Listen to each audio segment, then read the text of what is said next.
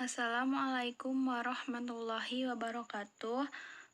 Nama saya Indi Nurholifa, semester 3 dengan NIM 0211219885, Prodi Manajemen B. Di sini saya akan menjelaskan karya ilmiah yang saya tulis dengan judul Penggunaan Metode Statistik Proses Kontrol dalam Pengendalian Produksi. Saya ngambil studi kasus dari PT Hensom.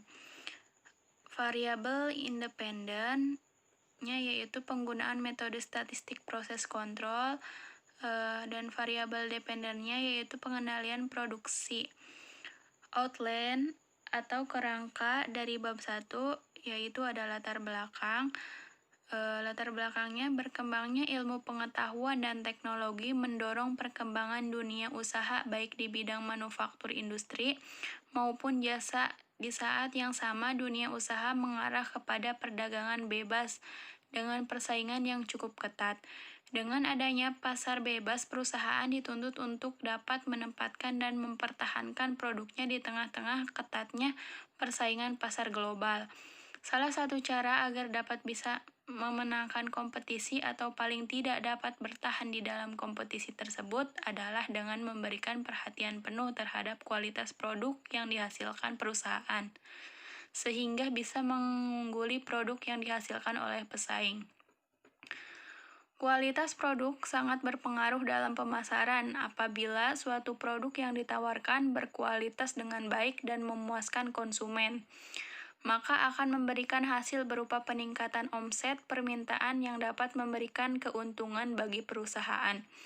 Pengendalian produksi di perusahaan harus ada, karena dengan pengendalian produksi akan dapat diketahui gambaran mengenai kualitas dari hasil produksi, apakah produk yang dihasilkan sesuai dengan standar atau tidak.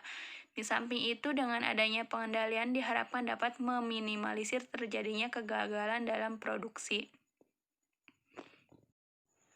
Selanjutnya, saya akan membahas sedikit tentang PT Hensom. PT Hensom adalah sebuah perusahaan yang bergerak di bidang tekstil garmen.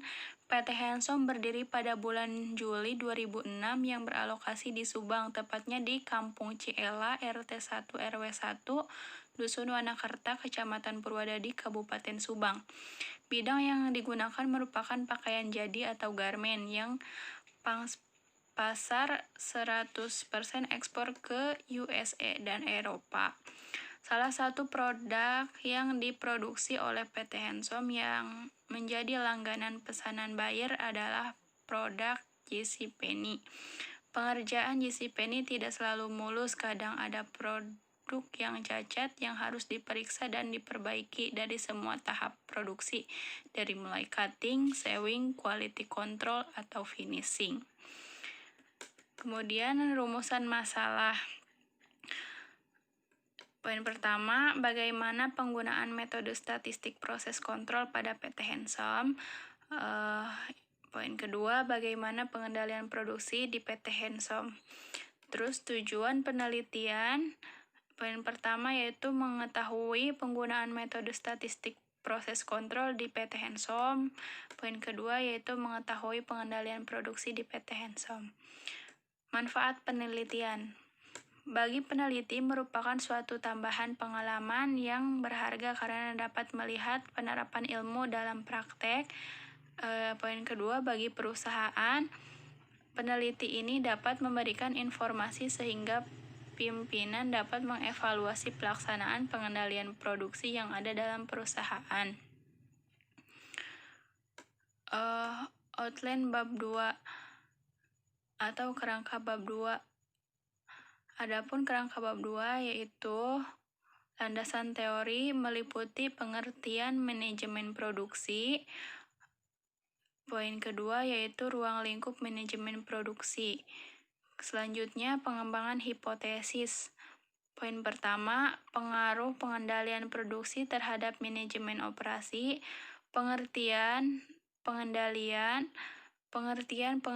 produksi, tujuan pengendalian produksi, tahap-tahap dan langkah-langkah pengendalian produksi, 8 langkah pemecah masalah pengendalian produksi, statistik proses kontrol, check sheet, histogram, diagram sebab akibat, diagram Pareto, bagian kendali mutu untuk variabel, bagian kendali mutu untuk atribut, peran pengendalian dalam manajemen produksi, faktor-faktor yang terdapat dalam kegagalan produk, variasi kegagalan produk, dan hubungan pengendalian produksi terhadap tingkat kegagalan produk.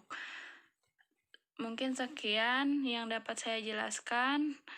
Mohon maaf bila banyak kesalahan. Wassalamualaikum warahmatullahi wabarakatuh.